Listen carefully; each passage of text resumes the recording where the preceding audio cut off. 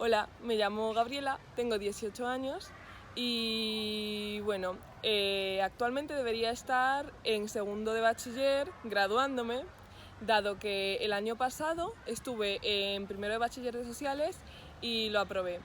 Pero hubo un problema porque justo en junio, el 17 de junio, cuando ya me habían aprobado, salí con mis amigos a un parque muy lejano, muy lejos de mi casa, en un skate park donde nada, yo y otros amigos montábamos skate y algunas amigas montaban en patinetes. Bueno, yo de ese momento me acuerdo de todo, no he olvidado nada. Lo único que no recuerdo es el momento en el que ya al mediodía, para ir a nuestra casa, teníamos que coger la Renfe. Entonces, parece ser que nos fuimos del skate park y pasamos por un subterráneo, un mini subterráneo, para salir del parque. Yo de eso no me acuerdo nada y lo que puedo decir es porque mis amigos y familiares me lo han dicho varias veces, repetido, para que yo lo acepte. ¿Qué fue lo que pasó, Gabriela? Vale, lo más importante es que ni yo ni mis amigos llevábamos cascos. Que bueno, ahora diréis, pues ¿qué pasa por no llevarlo? Es que vivimos en una sociedad en la que no hay educación necesaria ni conocimiento de todo lo que te puede pasar si no llevas un casco, si no llevas protecciones. Y bueno, el caso es que estábamos pasando por la rampa con mis amigos y esto yo no lo sé, pero es lo que me han dicho. Y al parecer yo decidí montarme en el skate para bajar esa calle. Pero mis amigos, una amiga sobre todo, me ha dicho que ya vio como yo me estaba tambaleando sobre el skate. Y dijo, bueno, esta se va a caer, se va a romper la nariz, se va a romper la boca, se va a romper un pie. Algo que dices, wow, pero es lo mucho que ella logró a pensar. Y justo cuando ya estaba al final, había una rampa con la que mi skate se paró y yo salí volando. Salí volando, dando vueltas y me di me choqué, me di un choque con el suelo en el lado izquierdo de mi cráneo. Claro, mis amigos fueron corriendo a ver qué me pasaba, vieron que estaba dormida y me sangraba la nariz, me sangraba el ojo, bueno, el ojo no, me sangraba esta parte, me sangraban los brazos, estaba fatal.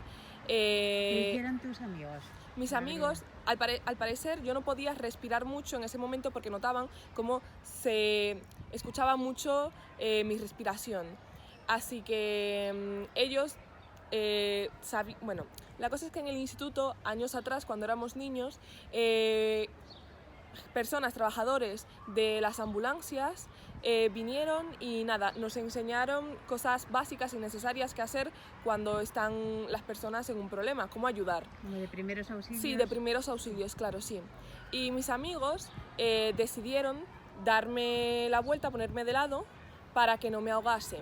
Y justo en ese momento me empezó a dar una mini convulsión porque fue algo de pocos segundos o un minuto, muy leve, no fue algo que no pudiesen ayudarme.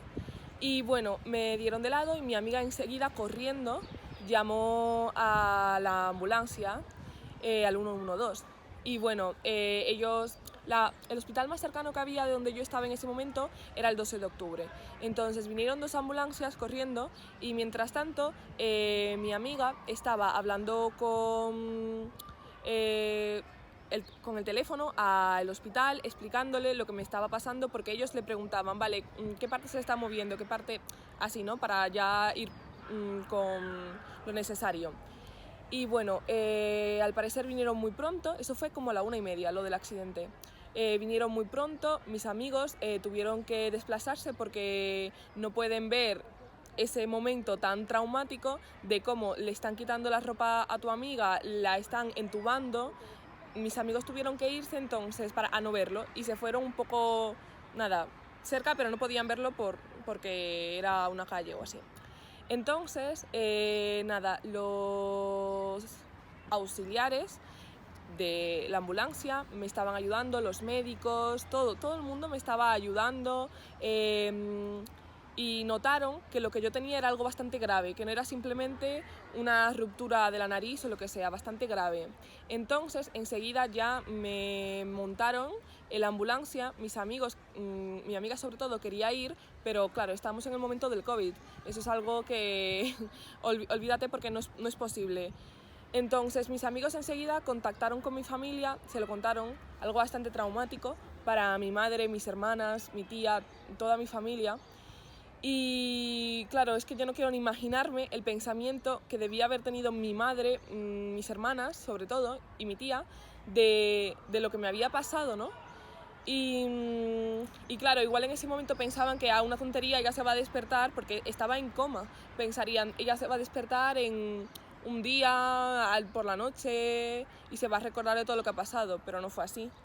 Vale, ahora, claro, mi familia, enseguida mi madre, que estaba trabajando, tuvo que salir corriendo donde yo estaba, al hospital que yo estaba. Y bueno, ¿qué me pasó en el hospital, no? Vale, nada más llegar, me metieron en el quirófano porque el lado izquierdo del cráneo se había roto y tenían que sacarlo para que no dañase al cerebro ni nada por el estilo, ¿no? Vale, me lo sacaron y me pusieron en la UCI. Nada, 2 horas después notaron y bueno, todo esto lo descubrieron gracias a el TAC, la resonancia y todo. Luego, 2 horas después, tuvieron que volver a operarme para sacarme la sangre acumulada y que estaba globulando en el lado izquierdo. Y ya eran como, no sé, casi que la noche, según lo que me han contado.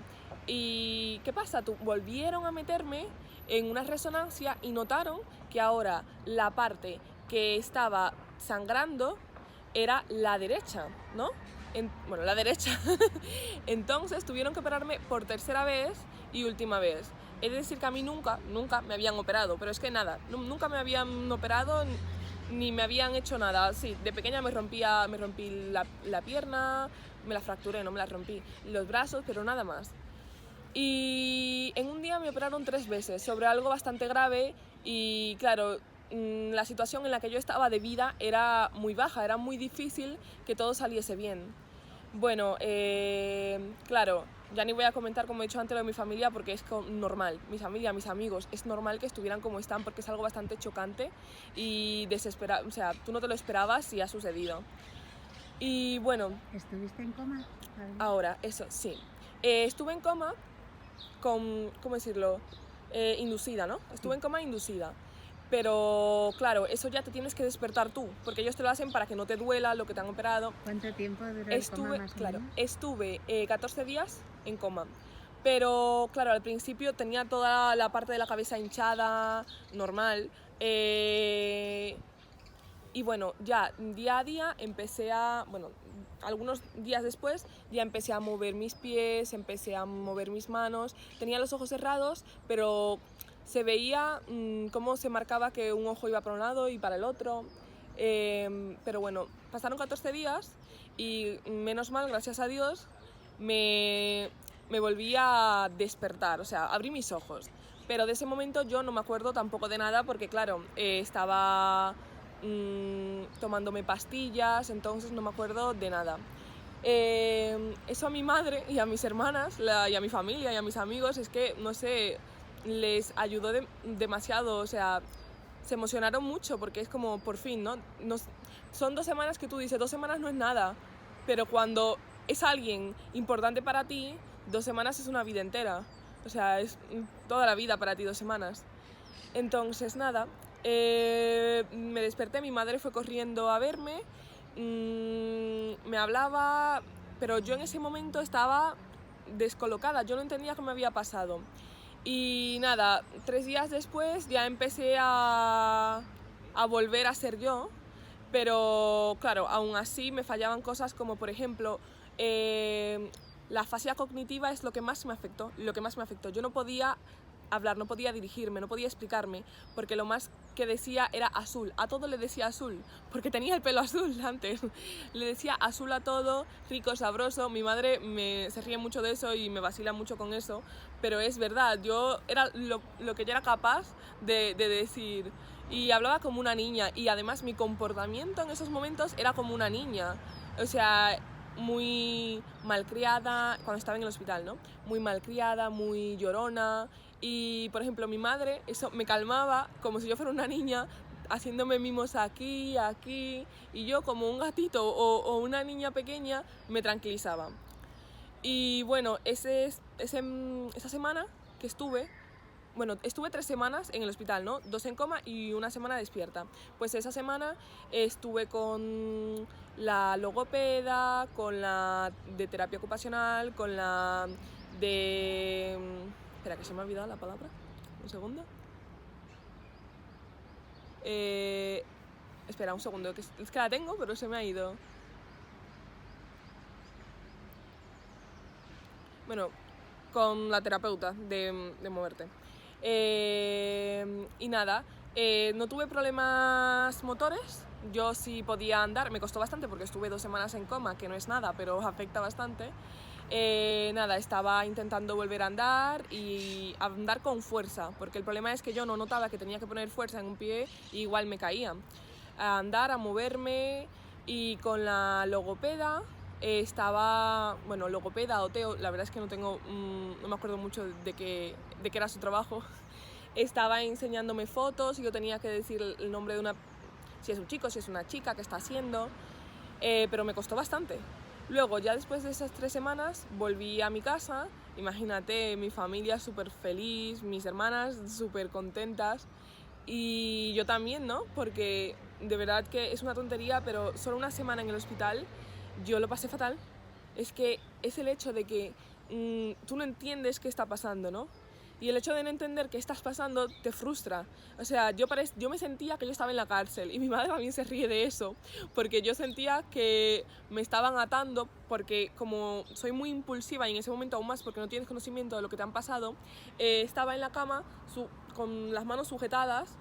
Entonces, claro, bueno, ya volví a mi casa. Para no arrancarte las vías. Imagino, exacto, ¿no? sí, porque me las he arrancado. En plan, Claro. yo en ese momento también es que soy demasiado impulsiva y demasiado rebelde, que me quité lo de aquí, me quité las vías, porque es que yo sentía, ¿qué hago yo con esto? Yo no he hecho nada. Y yo pensaba que el día anterior es que yo había ido al skate y me lo había pasado pipa, me lo había pasado genial. Pero bueno, resulta ser que no. Entonces ya en casa, ¿no? Nada, fue algo bastante fuerte que mi familia mis hermanas sobre todo, tuvieron que aceptar el comportamiento que yo tenía, que era un comportamiento infantil y un comportamiento de yo tengo la razón en todo, los primeros días, y así los primeros meses. Y ahora yo lo siento mucho, hermanas, a mis hermanas y a mi madre y a mi familia, pero en parte lo entiendo, porque es una situación bastante grave en la que el choque con el cerebro causa problemas. Entonces nada, eso fue ya en julio, estaba en mi casa, ¿no?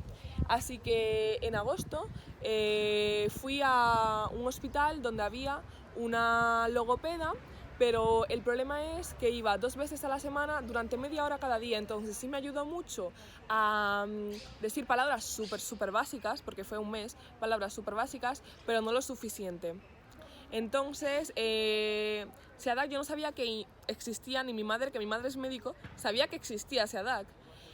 Pero en el hospital, cuando yo estaba en el hospital, la trabajadora social le contó a mi madre, cuando yo estaba en coma, que existía el SEADAC, que nada, que me apuntara a ver si hacía una evaluación y me aceptaran que entrara.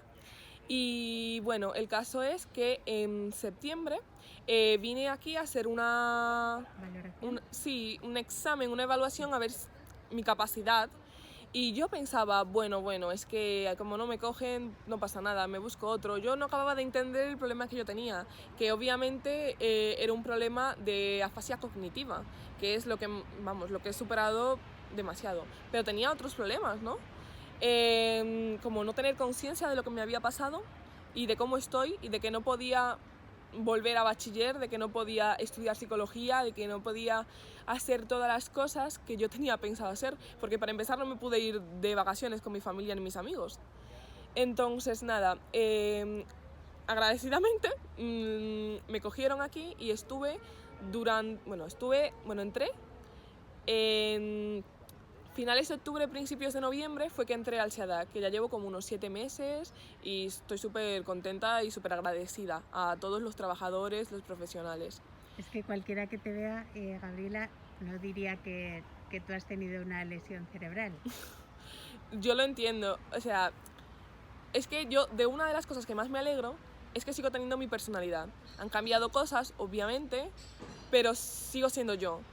Y claro, ahora mismo ya no se nota tanto porque, uno, me tienen que operar y ponerme el cráneo, pero eso ahora no se nota porque tengo el pelo medio largo y sí lo puedes notar si me miras mucho, pero la gente no se fija en eso. Dos, ahora mismo he conseguido explicarme, hablar, relacionarme con personas de manera positiva, o sea... Aquí te estás explicando increíblemente bien. Gracias. Pues de eso estoy agradecida, de que la gente me lo diga, porque yo también necesito que la gente me opine de lo que he hablado con ellos, de qué piensan, de qué puedo mejorar o en qué no. Y todo eso ha sido gracias a estar en el SEADAC durante 6 meses, que joder, es algo increíble que yo ni lo pensaba, que en tan poco tiempo iba a conseguir relacionarme con personas, explicarme. Y es que antes cuando llegué yo no sabía decir ni bolígrafo. Eso me ha dicho Amor, que yo no sabía decir ni bolígrafo, me confundía. Y obviamente aún me confundo de cosas, pero todo el mundo se puede olvidar de algo, así que... Pero tampoco son cosas tan importantes, es muy leve. Y nada, pues eso, que estoy súper feliz. ¿Qué te gustaría decirles a jóvenes, adolescentes como tú, que están en la situación que tú estabas antes? Vale, voy a mirar. Quiero decir 2 cosas. A las personas que no han tenido ningún traumatismo cráneoencefálico ni ningún accidente, y otra a las personas que ya han pasado por algo relacionado. A las personas que están sin ningún problema, que básicamente no han sufrido un accidente. Yo lo que os quiero decir es que de verdad vivimos en una sociedad donde nos han acostumbrado y demostrado que podemos montar no solo en skate, sino también en bicis o en lo que queramos sin ponernos cascos. Y claro, yo misma pensaba eso, pero es que los cascos, que tú lleves cascos no va a significar que eres un niño pequeño, que no eres guay, que no estás en el rollo. Va a significar que te proteges a ti mismo y que no quieres pasar por lo que me ha pasado a mí, y peor, por lo que habrá pasado al resto de personas, porque lo que me ha pasado a mí es un milagro que yo esté como esté. Todo el mundo pensaba que me iba a morir y gracias a la fuerza estoy así. Así que de verdad hay que concienciarnos y pensar que es algo necesario para todos y que no pasa nada por ponerte un casco, vas a seguir siendo tú, no pierdes nada.